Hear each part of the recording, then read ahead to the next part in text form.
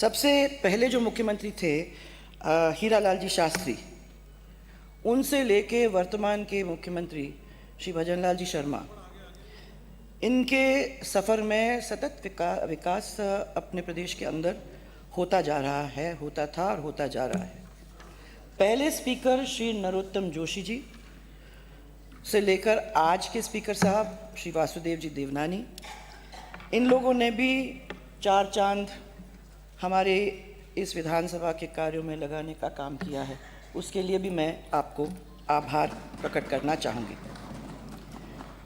मैं बहुत ही सौभाग्यशाली अपने आप को मानती हूँ कि आदरणीय भैरव सिंह साहब और आदरणीय मोहनलाल जी सुखाड़िया जैसे बड़े बड़े मुख्यमंत्री, जिनका नाम आज भी हम लोग, आप लोग, हम लोग, सब लोग मिलकर मानते हैं, ऐसे के जिन्होंने इस विधानसभा का मान बहुत बढ़ाया, ऐसे में मुझे भी 2 बार इस विधानसभा के अंदर बैठने का एक गौरव प्राप्त हुआ है। उसके लिए मेरा बहुत बड़ा सौभाग्य था। 85 में पहली बार धौलपुर से विधायक बनी और 41 वर्ष हो गए हैं। तो लगता नहीं है कहाँ गया समय, पर 41 वर्ष के निर्बाध ये जो समय निकला है, उसके अंदर राजस्थान विधानसभा, मैं मानती हूँ कि इस देश में एक अपना एक अलग जगह बनाए रखा है। यहाँ पक्ष और विपक्ष के लोग दोनों अब एक दूसरे का सम्मान करते हैं। इसके कई उदाहरण भी हैं, तो आप याद करोगे, कुछ लोग यहाँ हैं होंगे, भैरव सिंह जी और मोहनलाल जी सुखाड़िया एक ही पान की दुकान पे जाते थे, वहाँ बैठते थे, वहाँ एक दूसरे से बातें करते थे। माने विचारों में भले ही फ़र्क हुआ होगा, परंतु मित्रता जरूर थी। इसी तरीके से जब वो खुद मुख्यमंत्री थे और हरदीप जोशी जी ऑपोजिशन में थे, ऑपोजिशन के लीडर थे, तो उस समय अस्पताल में गए, बीमार हो गए थे, और अगेन उनके विचारों में तो फ़र्क था ही, परंतु मित्रता थी, और उसकी वजह से भैरव सिंह जी उनसे मिलने के लिए रोज़ हॉस्पिटल जाया करते। रोज़, ऐसा नहीं कि हमने औपचारिकता पूरा कर लिया, वो रोज़ जाते थे, वहाँ बैठते थे, घंटों बैठते थे, बात करते थे। और कभी कभी ऐसा भी होता था कि उनके जो फाइल वाइल, जो निस्तारण, कागज़ निस्तारण करने की ज़रूरत होती थी, वो वहाँ भी कर लेते थे। उस समय की बात है। मैंने भी पूछा उनसे कि भाई ये विपक्ष के नेताओं को, अब नए नए आए थे, विपक्ष के नेताओं को आप इतना भाव क्यों देते हो? तो उन्होंने कहा भाई थोड़ा इतिहास में चलो।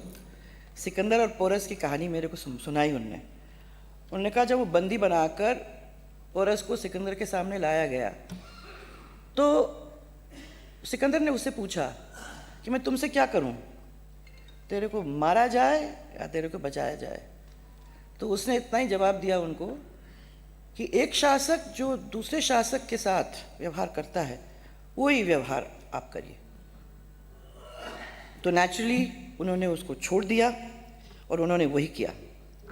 पर मेरा ये कहना है, और मैं ये सही भी है, मैं समझती हूँ कि दुश्मनी तो जम के करो भाई, परंतु थोड़ी सी खिड़की छोड़ दो, थोड़ी सी गुंजाइश छोड़ दो, ताकि जब कभी हम लोग एक दूसरे के सामने आ जाते हैं तो हमको शर्मिंदा ना होना पड़े।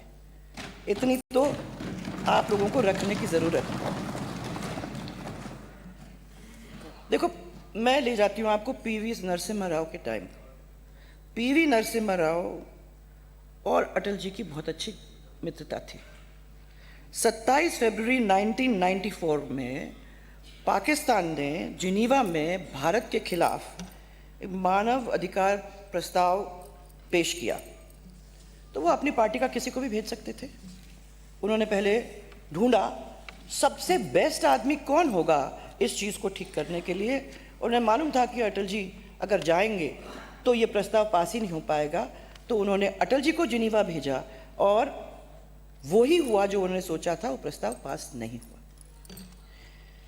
डॉक्टर अबरार अहमद 1999 में मेरे साथ चुनाव लड़े थे झालावाड़ के,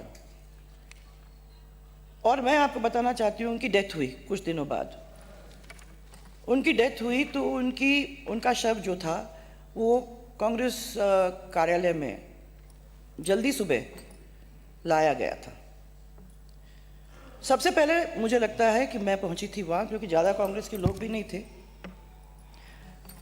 और मेरे बहुत सारे शुभचिंतक थे। तो उन शुभचिंतकों ने मेरे से कहा कि आप क्यों जा रहे हो कांग्रेस के कार्यालय के अंदर, ये जाना चाहिए क्या? तो मैंने मेरे अपने शुभचिंतकों को यही कहा कि देखो, इंसानियत, और मैं आपको भी ये कह रही हूँ, इंसानियत जो होती है वो राजनीति की लक्ष्मण रेखा से बड़ी होनी चाहिए। कुछ भी करो आप, उसको बड़ा होना चाहिए। ऐसे काम में अगर हम लोगों को ऐसा कभी कोई मौका मिलता है, ऐसा कभी होता है, तो अगर हम लोग चले जाते हैं मरण में, शादियों में, बच्चों के पैदा होने पर, तो इसमें कोई बुरा मानेगा नहीं, क्योंकि ये सामाजिक रिश्ते हैं जो सामाजिक रिश्तों को राजनीतिक वजह से अपने को खराब करने की ज़रूरत नहीं है। हमारे दोनों के विचार नहीं मिले, ठीक है, परंतु हाउस के बाहर जब जाएंगे तो कुछ कुछ ऐसी चीज़ें होंगी जिसके ऊपर अपन एक दूसरे से बात तो कर सकें। मुझे देखना मैंने बुरा लगता है जब देखती हूँ कि सदन के अंदर जो अमर्यादित आचरण, इसके छींटे धीरे धीरे लगने लगे। भाषा का स्तर गिर चुका है। एक समय था जब भाई साहब गुलाब जी, राजेंद्र जी, सीपी जोशी साहब, प्रद्युमन सिंह साहब, घनश्याम तिवारी जी, नाथू सिंह गुजर जी दिखे थे मेरे को अभी, हाँ, गुजर जी, और हमारे राजपाल सिंह जी शेखावत, उनके साथ साथ आज भी मैं देख रही हूँ कल्ला साहब भी हैं यहाँ, राव साहब भी बैठे हैं, कालीचरण जी भी हैं।